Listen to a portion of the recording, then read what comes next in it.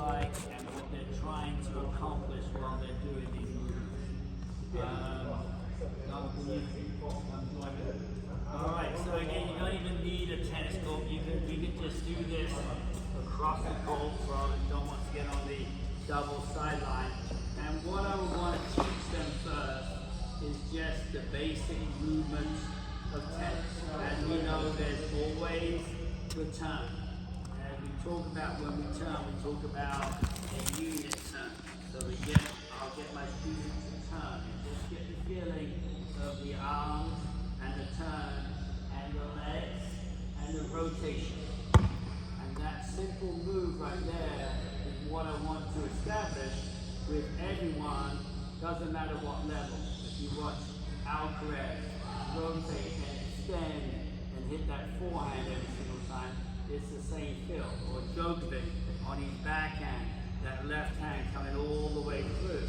So again, just simply rotation, and to start off with, we would have them catch the ball in front. As we know later on, we would then want them to try to receive the ball to the side.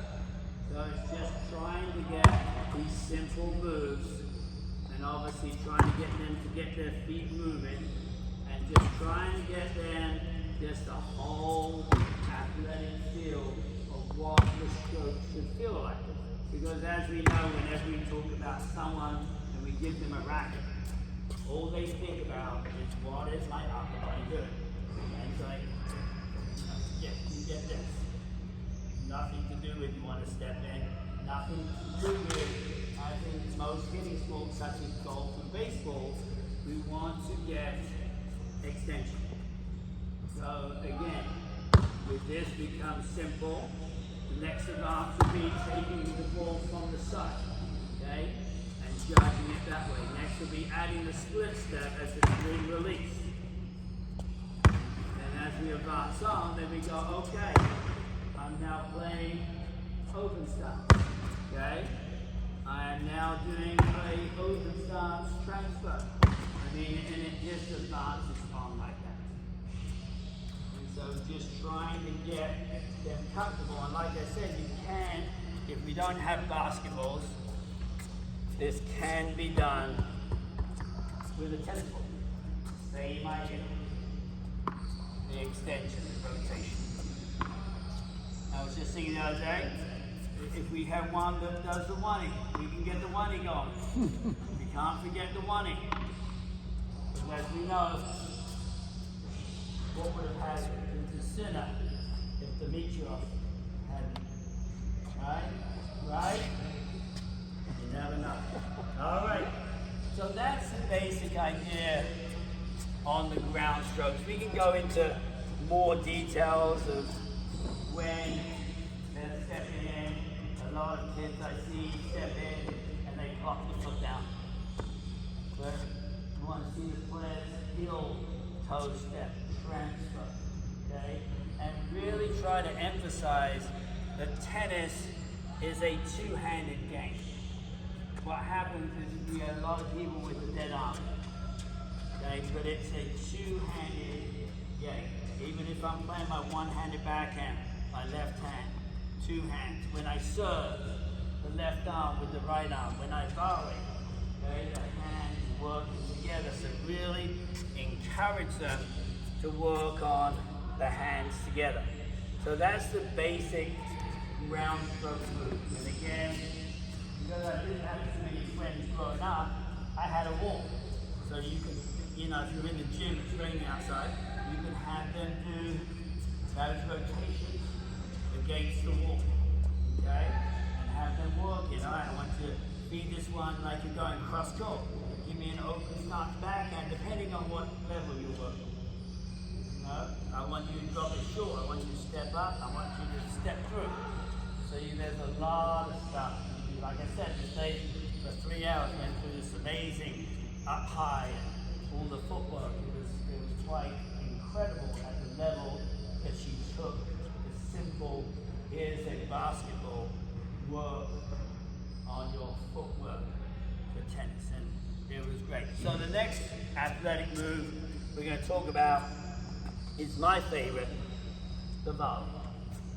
And the reason why is that when I was growing up, I I was English.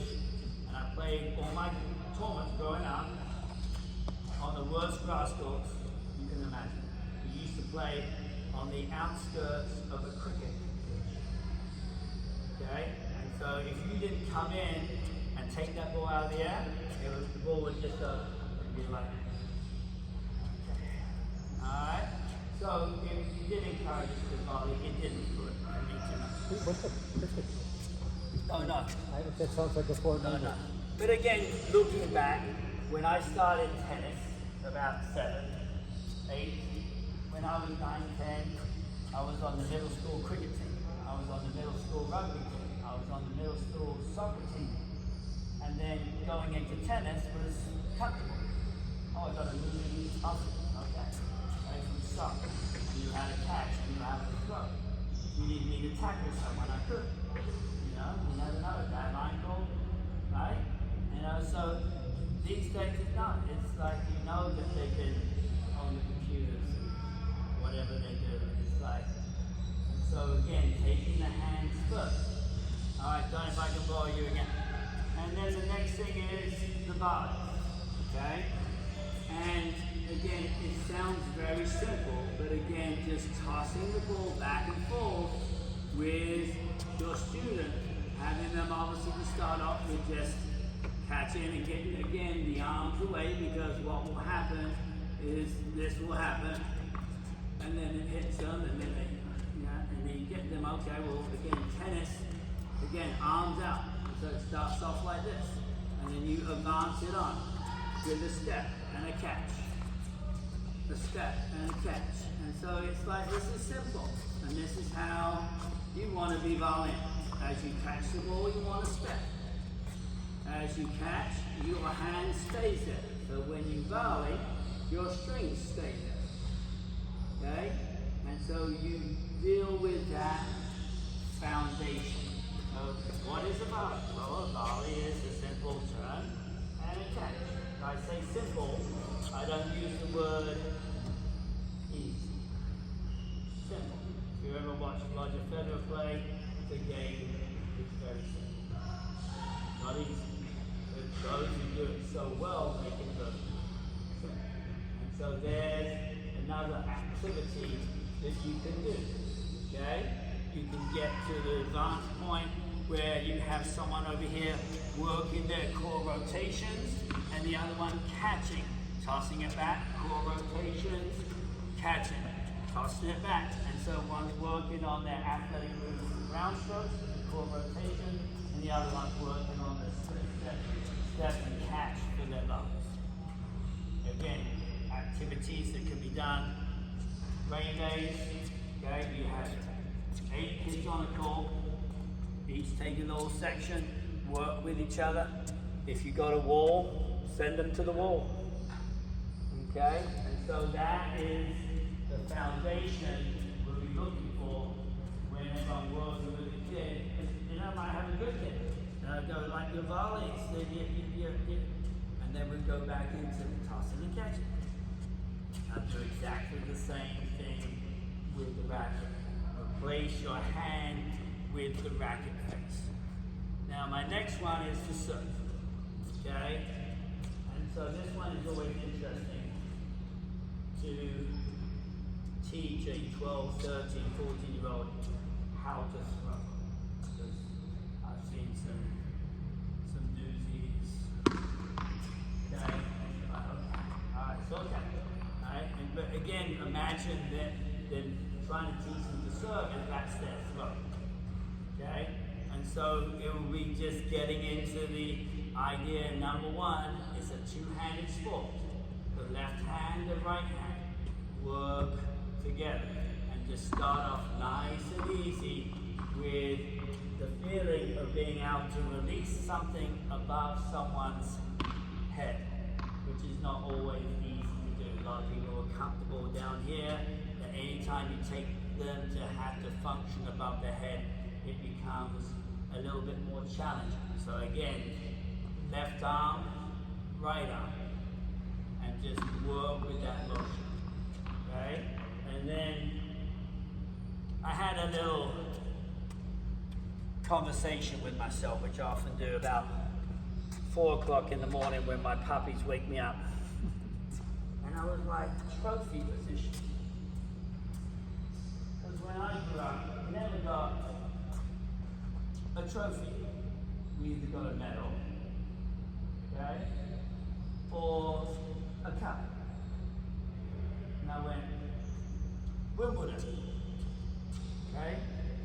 It's called the Sterling Cup. Okay, and then I went, why do the women have the plate? And of course it's sexist. That's generally what women should be doing at home and cooking. And it's like a plate, like here you go, guys. Yes. Oh my God, really? Yes. So that's why the women have this big plate. It's called the Venus Rosewater plate. And I was like, oh, still have that. Okay. But yeah, so this position here, okay, the trophy position. We've all heard that, right? Okay. I've changed my ways. Okay? The trophy position is not an athletic position. Okay? I wouldn't tell anyone, okay, go ahead, throw the ball.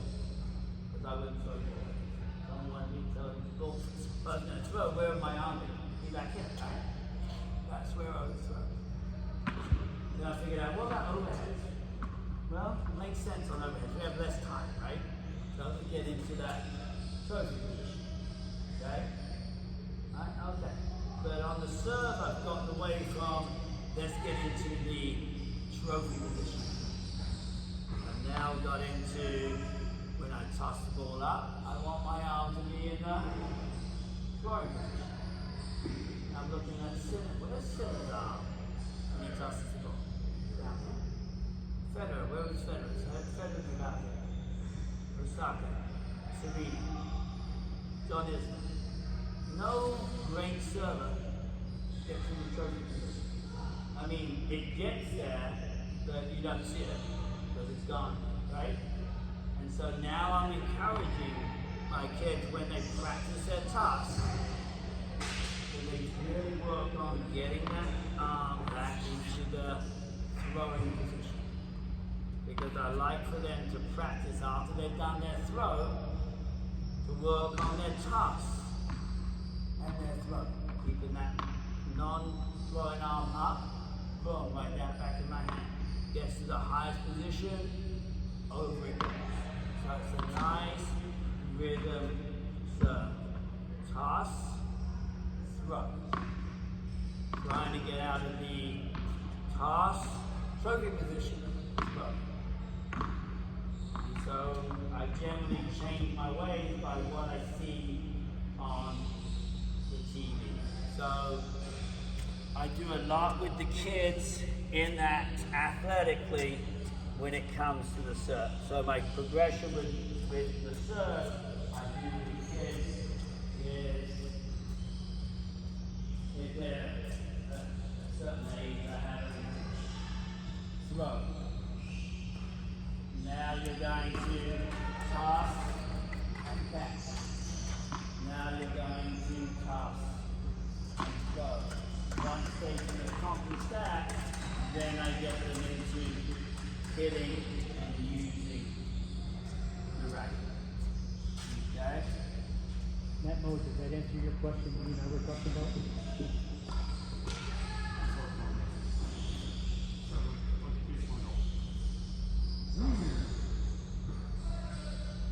They're starting back like this, and then have a ball leaving it.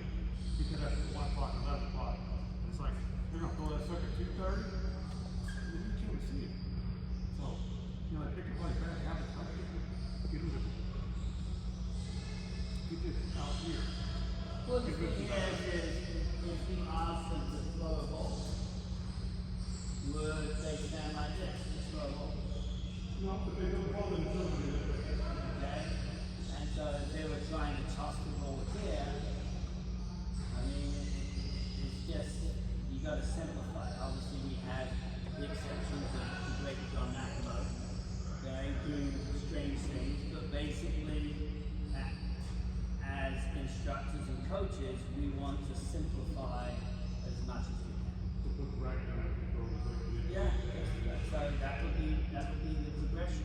I mean, we're retired, right? I'm tired, I'm like, quit doing the fun. The fun, just simple. And so what I'm a big fan of, and I was going to bring it out today, is I have Roger Federer.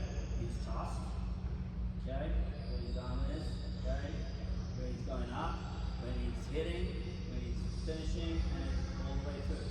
And it's just a progression of it. So what I like to do is I don't argue.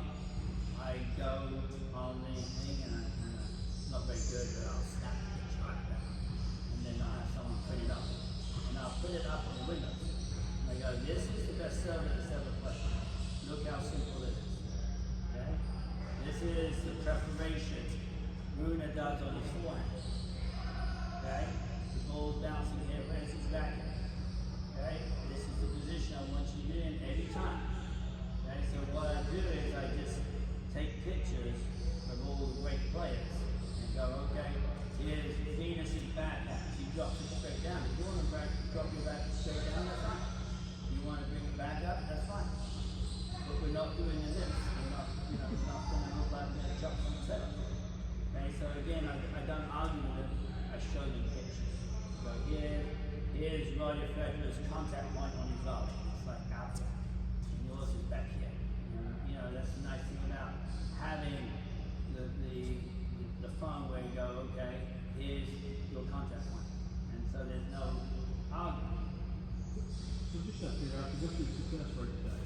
The problem I have is you go out there and you show them how to park it. Whenever I'm standing there, they'll do it properly, whatever, and then whenever I walk away, they're back to, I mean, it's a constant battle. Yeah. Yeah, well, see the thing that goes into my next stage is those are my athletic moves, and then I have suggested practice. And so basically, my suggested practice is to go through the stages. Okay, let's just take, I did ground stroke. I call it the 5 feet. So first of all, I go, okay, Johnny, where do you want to stand when you're at the baseline? Well, I want to stand in the middle. Where do you want to stand in the middle? Alright, well, you're going to be 2 steps back. So give it a depth. We generally say 2 steps. What's 2 steps? Well, the alley is 4.5 feet. Here's my 2 steps. That's 4.5 feet behind the baseline. That gives you a gym. So let's start with that. Okay? Alright, what grip do you have when you're in ready position? I've got my forehand grip. Alright, is that good? Okay, when you're in ready position, where's your left hand? So that's up on the grip. Well, you want to make sure that that's the right grip for your backhand because you don't want to be moving both hands. You just want to be turning your left and there's your grip. Okay, so that's your ready position. You're in ready position, what are you doing? Moving my feet. 1, 2, 1, 2. They're about to here. What am I going to do on this split step? What's your first move on your forehand? Well, I'm going to pivot, turn, preparation. Back is ready. Alright, good. That look good? Yeah, you see it? Good. What are you going to do now? I'm going to get in position. Alright, feet are moving. Where's your racket? Oh, it's in the same position. Okay? What's your next placement? What's that about? Contact. Alright, where's your contact point? Out there. What's your pace? Spin. Power.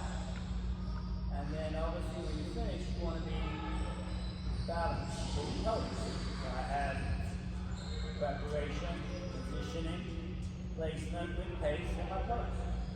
And so when they do this, and they got some fun going on, you go stop. And you go, what? Well, look where your racket is. Oh, okay. Alright. And so I'm very much into that detail of what is next. Progression. Backhand. Turn, back at ready. Grip change, yes. So you're going up or your racket down? It's going up. Okay, toss it up. How was that? That felt good. How's your finish? How your hips? How's your balance? Good? So what will happen on the backhand is this. Okay? There'll be no legs. There'll be no rotation. There'll be hitting the ball late. So I'm all about then self-feeding and working on the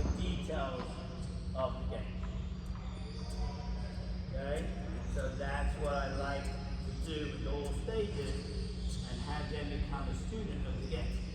So they understand. And it's like, here's Roger's preparation, here's your preparation, here's Serena's contact point, here's your contact point. Okay? And so I don't argue with them, I just show them. And, you know, the problem is if they got it right, straight off, they were me. Like, wow, Ty, you're done, yeah. You're done? You'd be like, no, I'll see you next week.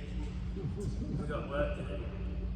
And so that is it. It's all about the details and slowing it down. So this game is very, very challenging. So it's not easy, right? I got to it at a good level, but I understand how difficult it is. Because I took golf lessons. And I'm like, wow, I'm going to understand. Okay? I need to be more patient because my instructor, Michael's gone.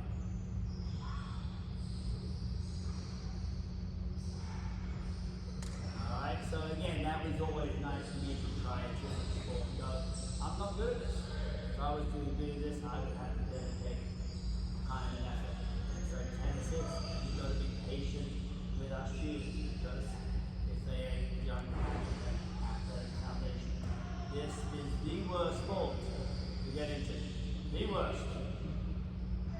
Alright. Gentlemen, any questions? Alright, you ready? I'm sure you guys know what he just talked about. If you have the pen and sheet of paper, it's on